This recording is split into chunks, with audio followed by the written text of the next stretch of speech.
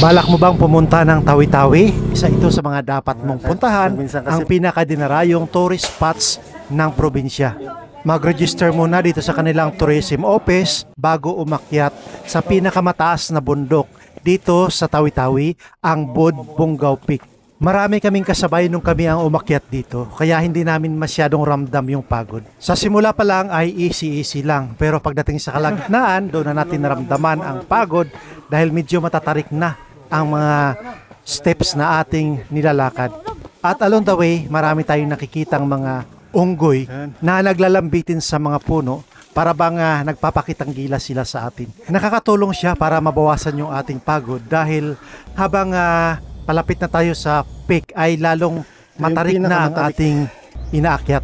So after 1 hour and a half na paglalakad natin ay nakarating na tayo dito sa pinaka-peak. Isang basa tayo ng pawis dito. Bukod dito sa view deck na ito, mayroon pang isang view deck sa ibabang bahagi na doon talaga naglalagi yung mga tao dahil mas maganda ang view sa lugar na ito. At ito na yon. Ayan, makikita natin ang runway ng airport ng Tawi-Tawi dito sa view na ito. At iikotin natin ng 360 degrees para makita ninyo at ang kabuang view sa ibaba. So ito na yon. So salamat sa inyong panonood at kung gusto nyong magbakasyon dito sa Tawi-Tawi, isa ito sa mga inirecommend natin na dapat yung pasyalan.